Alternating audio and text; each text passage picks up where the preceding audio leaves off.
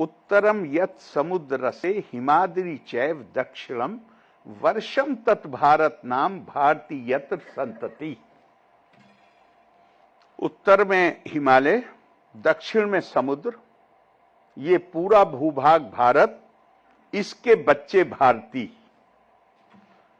ये शायद जब ये हमारे ऋषियों ने, ध्यान रखिएगा हमेशा, भारत के इतिहास में ना तो कोई बादशाह राजा, ना कोई सेनापति समाज का आदर्श नहीं रहा है। समाज के आदर्श ऋषि रहे हैं। राजा को भी, जिसको हमने अवतार का दर्जा दिया है, इसलिए नहीं दिया कि वो राजा थे। राजा के नाते तो हमेशा 3 मामलों को लेकर उनकी आलोचना की गई। हमारे मित्र हैं गुणवंत शाह, उनकी अभी हाल में उनकी किताब 2-3 साल पहले गुजरात के हैं वो, तो ओरिजिनल किताब गुजराती में थी, बाद को साहित्य एकेडमी ने उसको हिंदी में छापा। और मेरा सौभाग्य था कि मुझको उसका इंडिया टुडे वालों ने मुझे से उसका रिव्यू लिखने के लिए कहा, जो मुझे बहुत ही अच्छा भी लगा था और आश्चर्य भी हुआ था कि मुझसे क्यों कह रहे हैं आप लिखने की। उन्होंने ऐसा खूबसूरत लिखा है उसमें, और उसका नाम उन्होंने लिखा रामायण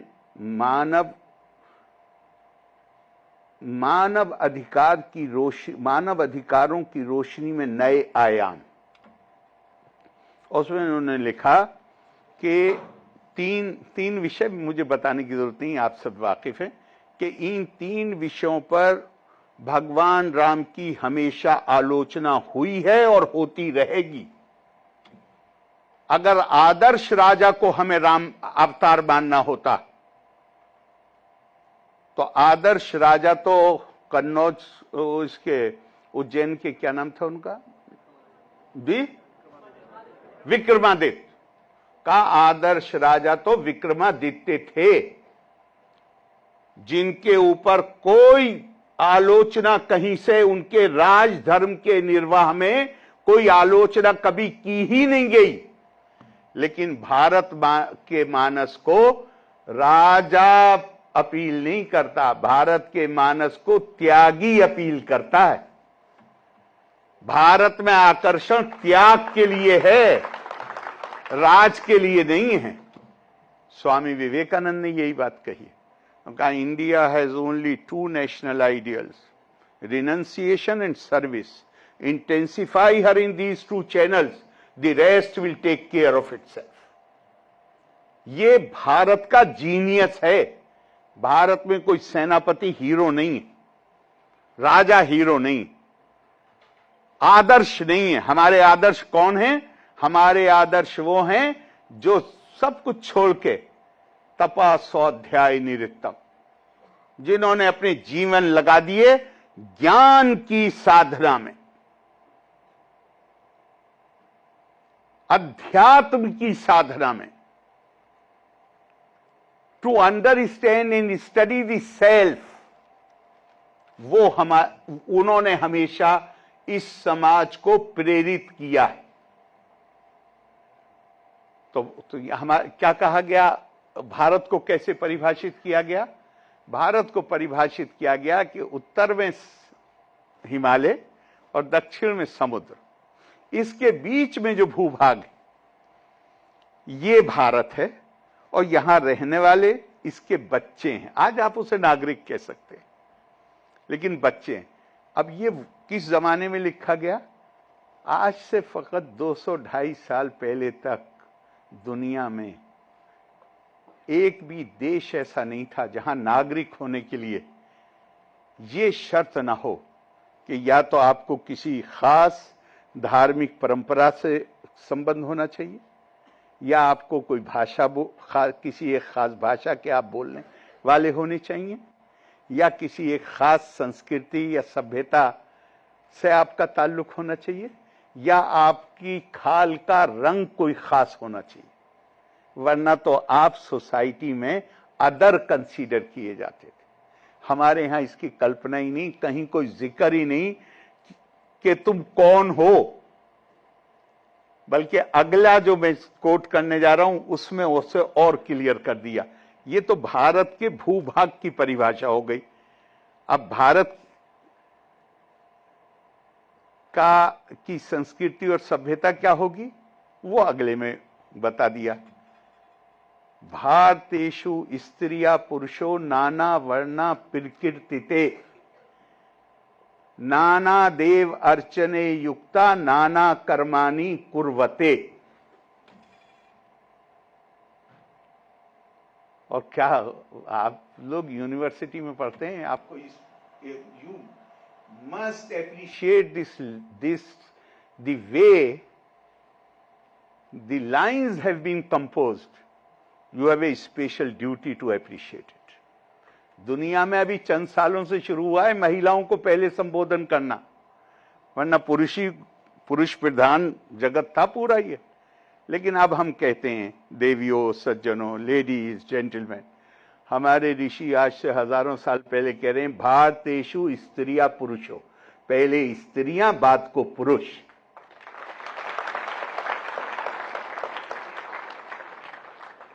इनका संबंध विभिन्न वर्णों से है। अब आपके ऊपर है, आप वर्ण को चाहे रंग लगा लीजिए, चाहे जो भी आप जैसे भी इंटरप्रेट करना चाहें, चाहे उनका रंग, चाहे उनकी नस्ल, जो भी आपको समझना हो वो आप समझ लीजिए।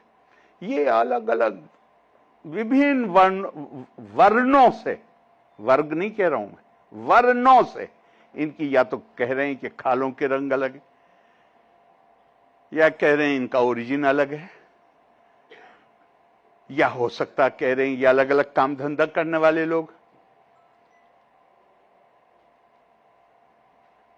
ये वो हैं जिनकी बैकग्राउंड्स अलग अलग है। नाना देव अर्चने युक्ता, ये अलग अलग देवताओं की अर्चना करते हैं। इनका इंसिस्टेंस इस पे नहीं है कि सब एक तरीके से अपनी आस्था को भी अभिव्यक्त करें। ये अलग अलग तरीके से हम रोजाना देखते हैं। एक घर में दो भाई हैं, दो बहनें हैं, मां बेटी, एक शनिवार को व्रत रखेगी, एक मंगलवार को रखेगी, कोई फर्क नहीं पड़ता इससे। इसने कमजोर, ये ध्यान रखिएगा, इस विविधता ने बिल्कुल सही बात कही अभी डॉक्टर मयंक सिंह ने। ये विविधता है, ये विभिन्नता नहीं है। इस विविधता ने हमारी सभ्यता को कमजोर नहीं किया। हम कभी नहीं डरे विविधता से। क्यों? हमने उसे कभी विभिन्नता नहीं माना। मैं आज आपसे कहता हूं, इस बनारस में भी मैंने जहां पैदा हुआ वहां देखा मैंने ये, मैं कानपुर से एमपी रहा वहां से देखा मैंने ये, मैं उसके बाद लगातार बहराइच से का मैंने प्रतिनिधित्व किया पार्लियामेंट में, वहां देखा, और पूरे हिंदुस्तान में घूमता हूं, नॉर्दर्न इंडिया में तो कम से कम सब जगह देखा है। खास तौर से फ्राइडे के दिन जब नमाजी मस्जिद से नमाज पढ़ के निकल रहे होते हैं, तो गांव की भोली भाली हिंदू औरतें अपने बच्चों को गोद में लिए हुए मस्जिद के आगे खड़ी हुई होती है। मेरे जैसा आदमी, मैं खास तौर से बहराइच, सर यार मैं तो दुनियादार आदमी हूं, मेरी फूंक में क्या असर होगा, मैं तो दुनियादार आदमी हूं। मैं रास्ता काट के निकलता था कि मुझे इनके बीच से ना गुजरना पड़े, इस पर फू फू फू फू करते हुए नहीं निकलना। इसलिए नहीं कि मुझे फू फू करना बुरा लग रहा है, नहीं, मैं सोचता था यार मैं दुनियादार आदमी हूं, मैं कहां इस लायक हूं कि मैं किसी के बीमार बच्चे पे फूंक मारूं। मेरी फूंक से क्या वो ठीक हो जाएगा? मुझे अपने बारे में यह है कि वो मेरी फूंक से ठीक नहीं होगा, लेकिन उसे तो सिर्फ इतना काफी है कि ये नमाज पढ़ के निकल रहा है मस्जिद से, पीछे दौड़ लगाती है और कहती भैया एक फूंक मार दो। ये गजब का मुल्क है। मैं आपसे कहता हूं ये आपको कहीं दुनिया में ये चीज नजर नहीं आ सकती कहीं भी। ये कमाल की क्या इसमें क्या ब्रॉड माइंडेडनेस है, क्या हृदय की और मानस की विशालता है। हमारी संस्कृति में तो यह काम उनको दिया गया था, हृदय और मन की विशालता, कि जिनके ऊपर सबकी जिम्मेदारी थी। आपने पढ़ा होगा, वनवास को जा रहे हैं,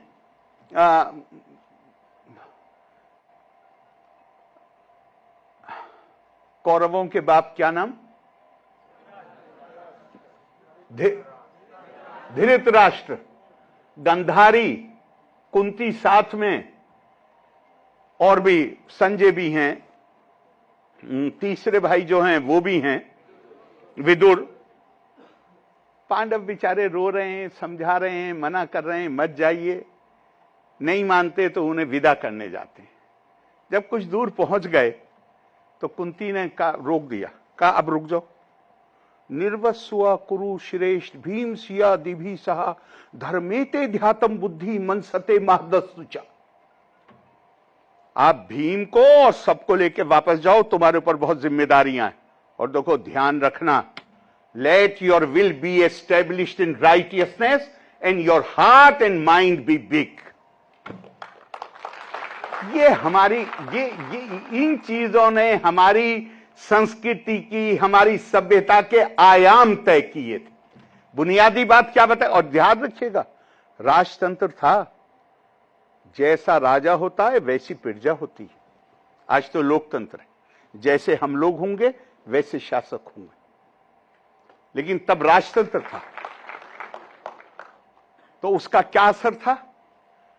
उसका असर यह था कि हमने विविधता को कभी विभिन्नता नहीं माना, हम विभिन्नता से कभी नहीं डरे।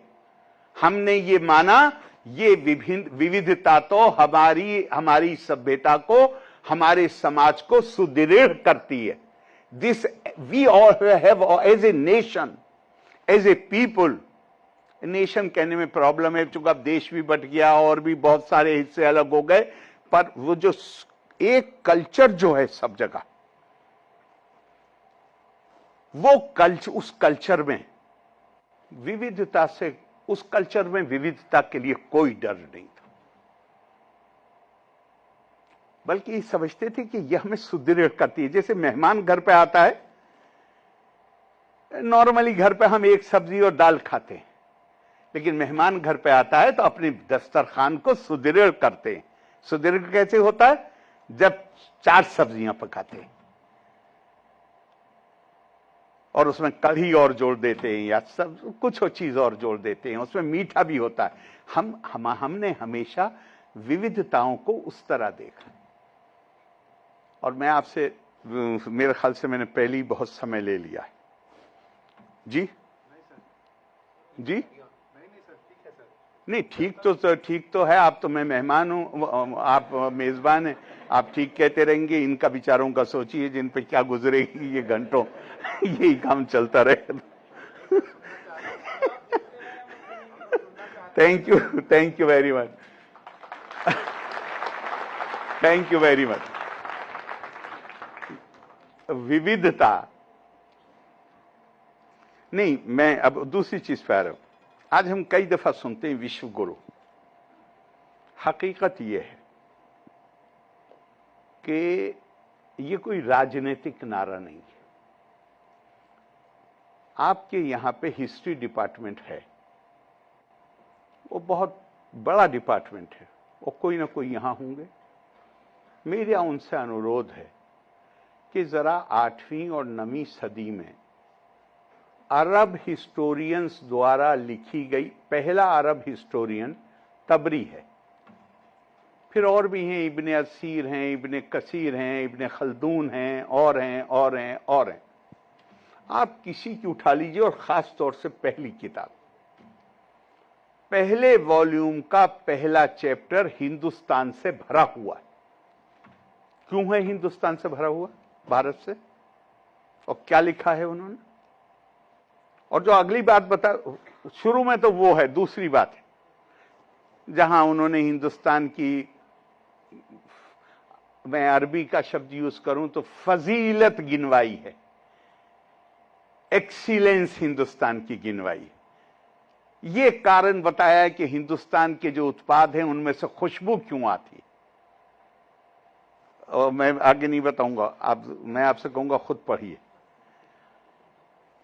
लेकिन मैं आना चाहता हूं जहां जो कॉमन है, एक में नहीं कई राइटर्स में, कहते हैं दुनिया में 4 या 5 ये दुनिया के बड़े डोमिनियंस हैं। एम्पायर लफ्ज भी इस्तेमाल किया है, साम्राज्य। दुनिया में ईरान का जो साम्राज्य है वो अपनी शान शौकत, अपने वैभव के लिए जाना जाता है। ईरान का साम्राज्य अपनी खूबसूरती के लिए जाना जाता है। चीन का साम्राज्य अपने आर्ट और क्राफ्ट के लिए जाना जाता है। और भारत का साम्राज्य अपने ज्ञान और विज्ञान और बुद्धिमत्ता के लिए जाना जाता है। हर व्यक्ति की तरह हर समाज का भी एक जीनियस, एक खास चीज होती है। Everyone has to give a message to the world. हमारा भी है। मैं ये नहीं कह रहा कि हम सुपीरियर हैं, नहीं। हमारा अपना एक जीनियस है। We have a message to give. और वो मैसेज क्या है? ज्ञान। हमने बहुत मार खाई। मैं सिर्फ तारीफ नहीं करना चाहता, मैं बहुत परेशान, मतलब मेरे दिमाग को एक सवाल बहुत परेशान किया करता था कि यार ये सारे हिस्टोरियन लिखते हैं कि हिंदुस्तान अपने ज्ञान, विज्ञान और बुद्धिमत्ता के लिए जाना जाता था। आप अगर कहानी पढ़िए, अब तो आज तो हम संजीवनी इस तरह जानते हैं संजीवनी के बारे में कि हनुमान जी, लक्ष्मण जी मूर्छित हो गए, वहां फिर किसी वैद्य ने बताया, हनुमान जी जब तक पहुंचे हिमालय पे वो भूल गए नाम उसका, तो वो पूरा पहाड़ उठा के ले आए। अब तो ऐसे ही जानते हैं। लेकिन इसकी पूरी कहानी पढ़िए तो पता चलता है कि ईरान के नौशेरवां के जमाने में उसने अपने एक मंत्री को खासतौर से हिंदुस्तान ड्यूटी लगाई संजीवनी ढूंढने के लिए। और वो मारा मारा घूमा संजीवनी ढूंढता हुआ, और संजीवनी कहीं मिली नहीं। और आखिर में जब वो बिल्कुल, और बहुत पैसा खर्च किया, आखिर में जब वो बिल्कुल निराश हो गया तो कोई किसी ऋषि का आश्रम था, वहां पे नजदीक में था, वो वहां पहुंच गया। अच्छा, वो मेहमान राजा का था। चूंकि ईरान के बादशाह ने, नौशेरवा ने, ये माइथोलॉजी नहीं है, ये हिस्ट्री है। ईरान के बादशाह ने खत लिख के भेज दिया था इसको कि मैं अपने इस मंत्री को इस काम के लिए भेज रहा हूं, मेरे यहां पे ये मशहूर है, तो ये इसकी मदद करवाइए कि ये इसको ढूंढ सके, इस हर्ब को। उन्होंने उसका बड़ा सत्कार किया, जो भी कोई राजा थे, और पूरी तरह मदद करी, पूरी तरह मदद करी, हर तरह से अपने आदमी दिए, जो और सुविधाएं थी वो दी, और वो कहीं मिली नहीं। तो वो एक कहीं कोई जंगल के नजदीक में कोई आश्रम था किसी का, ये वहां चला गया थका हारा। और अब इसने उस वक्त तक ये मन बना चुका था कि भाई अब मैं और टाइम नहीं खराब कर सकता, अब मैं अपने देश वापस जाऊंगा। उसने जिनका वो आश्रम था, उन्होंने कहा कि तुम बहुत परेशान नजर आ रहे हो, क्या बात है? उन्होंने कहा साहब 8 महीने या 10 महीने हो गए धूल फांकते फांकते, और अपने उद्देश्य में कामयाब नहीं हुआ हूं, पर इस समझ में भी नहीं आता कि अपने बादशाह को क्या मुंह दिखाऊंगा जाके। और मैंने ही उसको ये बात बताई थी कि हिंदुस्तान में संजीवनी नाम की हर्ब पाई जाती है जो सारी बीमारियों का इलाज। अब वो मुझसे कहेगा तुम इतना पैसा खर्च किए हो, इतना टाइम खराब किए हो, तुम्हारी इंफॉर्मेशन ही गलत। तो ऋषि ने कहा इंफॉर्मेशन गलत नहीं है। उनका फिर उनका तुम्हारा उसके बारे में जो कल्पना है वो गलत है। संजीवनी तो हैगी, और संजीवनी है राजा के लॉकर में, हिमालय में नहीं है संजीवनी। क्या मतलब? उन्होंने कहा ये विजडम की किताब है और इसका नाम है पंचतंत्र। तो उसने कहा ये क्या, तुम तो मेहमान हो राजा के, कहो जाके। उन्होंने कहा, राजा ने कहा कि भाई तुम मेरे मेहमान हो, अगर तुम कह रहे हो तो मैं जरूर दूंगा, लेकिन एक शर्त है, किताब नहीं दूंगा। किताब निकल के आएगी तुम बैठ जाओ और लिख लो पूरी किताब को। उसने पूरी किताब लिख ली। हम शायद हम में से बहुत लोगों को शायद ये भी नहीं मालूम होगा कि अरबी और फारसी लिटरेचर में ये आज भी नंबर 1 किताब है बच्चों को अदब और तमीज सिखाने के लिए। और आज हमारे मार्केट में जो पंचतंत्र अवेलेबल है ये ओरिजिनल पंचतंत्र नहीं है। हमने तो उस किताब को खो दिया। आज जो पंचतंत्र की किताब अवेलेबल है हमारे मार्केट में संस्कृत में, वो कलीला, वो दिमना जो संस्कृत से फारसी और अरबी में ट्रांसलेट हुई थी, अब उससे दोबारा रीट्रांसलेट हुई है संस्कृत में, हमारी खो गई थी। तो उन्होंने कहा कि संजीवनी बूटी का नाम नहीं, अगर बूटी हो, आप खुद सोचिए, गौर करिए, अगर संजीवनी बूटी थी तो हनुमान जी तो ले आए थे ना, कम से कम लक्ष्मण जी को तो जिंदा होना चाहिए था या नहीं होना चाहिए था? उन पर तो बूटी यूज हुई थी। संजीवनी आयु बढ़ाने को नहीं कहते हैं, संजीवनी कहते हैं दिमाग को बढ़ाने के लिए इस्तेमाल होता है संजीवनी का। हमने आज हम फला घर में पैदा हुआ इसलिए ब्राह्मण है, संस्कृति ये नहीं बताती हमें, संस्कृति भी ये नहीं बताती। वीर का मतलब है संस्कृत में एक्सपेंड करना, और मन, वो जो मैंने अभी आपको एक श्लोक बताया था रामायण से, महाभारत से, कि धर्मेते ध्यातम बुद्धि मनसते महदस्तुचा, जो स्वाध्याय के माध्यम से जो अपने मन और मस्तिष्क का विस्तार कर ले वो ब्राह्मण है। ब्राह्मण पैदा नहीं होता है, ब्राह्मण तो वो है जो अपनी जिंदगी को तप, ज्ञान के तप में जला डालता है। आग में नहीं जलाने की जरूरत होती, ज्ञान के तप में। अब तो मैं कहीं और निकल गया। बता मैं ये रहा था आपको कि विश्व गुरु आज बहुत दफा, ये नारा नहीं है, मैंने आपको अरबों की मिसाल इसलिए दी कि वो भी 8वीं सदी में ये कहते थे that India is knowledge destination. पूरी दुनिया कहती थी नॉलेज डेस्टिनेशन। अब इसे नॉलेज डेस्टिनेशन विश्व गुरु, इसका सिर्फ कहने से तो हम नहीं हो सकते विश्व गुरु। इसकी कल्पना क्या थी हमारे ऋषियों की? उनकी कल्पना ये थी, एतद देशा परशु तस्या सकाशाद अग्रज अनमना स्वम स्वम चरित्रम शिक्षेरण पृथ्वीयम सर्वम आनवा। भारत की हैसियत ये थी कि दुनिया के विभिन्न परंपराओं के लोग विभिन्न देशों से अपनी परंपरा का, हमारी परंपरा का नहीं, अपनी परंपरा का अध्ययन करने के लिए भारत आते थे। मतलब हमारे पास कैसे गुरु थे? हमारे पास वो गुरु थे जो मिडिल ईस्ट से आने वाले मुसलमान को इस्लाम की शिक्षा देते थे, पैलेस्टीन से आने वाले क्रिश्चियन को क्रिश्चियनिटी की शिक्षा देते थे, यूरोप से आने वाले को यूरोपियन परंपरा का ज्ञान देते थे। हमारे अंदर आज वो है कैपेबिलिटी? नहीं है।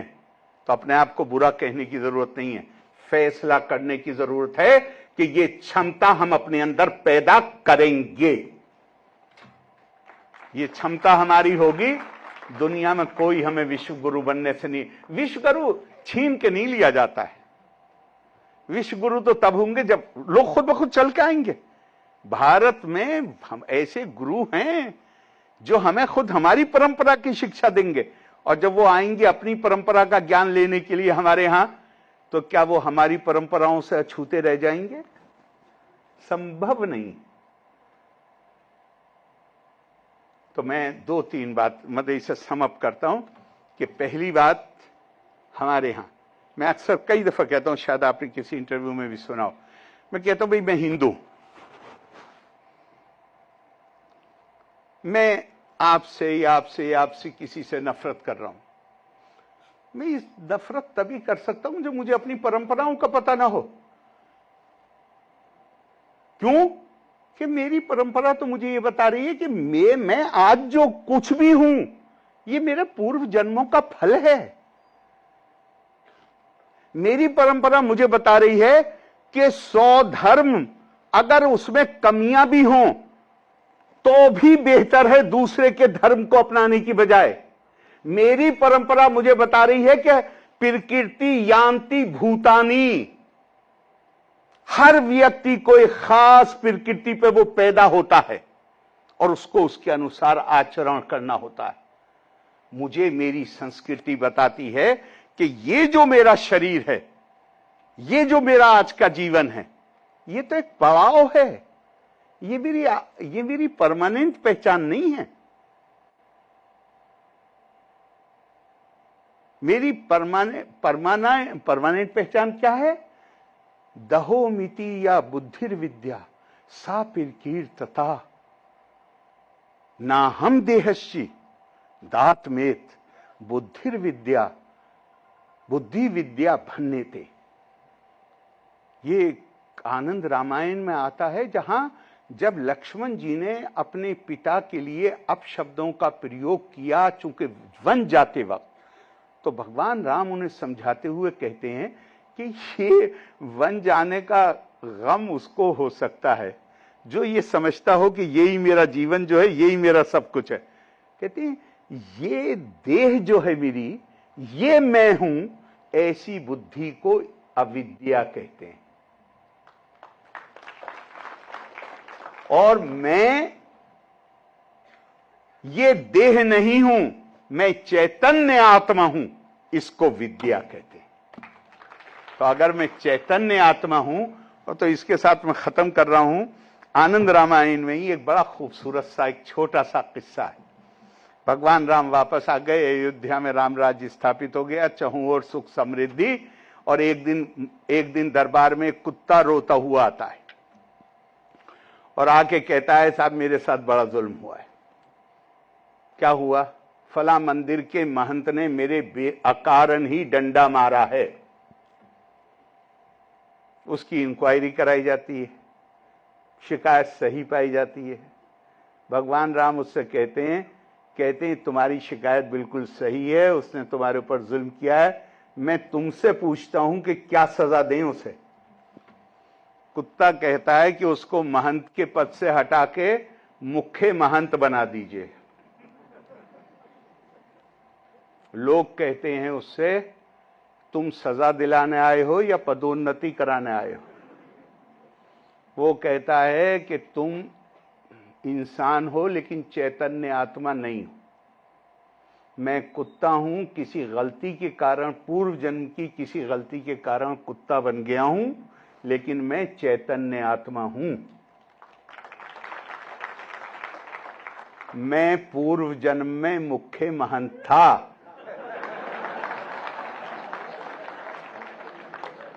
और जब आदमी मुख्य महंत होता है तो वो उसे गलतियां करनी ही करनी हैं। मैंने भी गलतियां की और ये सजा भोग रहा हूं। अब तुम्हारे नजदीक सजा ये है कि इसके कोई 2-4 डंडे पड़ जाएं या इसको इसके पद से हटा दिया जाए। मेरे नजदीक ये बड़ी सजा का अधिकारी है। मैं इससे मुख्य महंत इसलिए चाहता हूं ताकि ये भी मेरी तरह गलतियां करे और अगले जन्म में इसका मेरे जैसा हशर हो। आपने इतनी देर मुझे सुना, मैंने ज्यादा टाइम लिया, बहुत बहुत आपका धन्यवाद। मेरे लिए ये बहुत ही महत्वपूर्ण BHU में आना है। बहुत धन्यवाद। जय हिंद, जय भारत।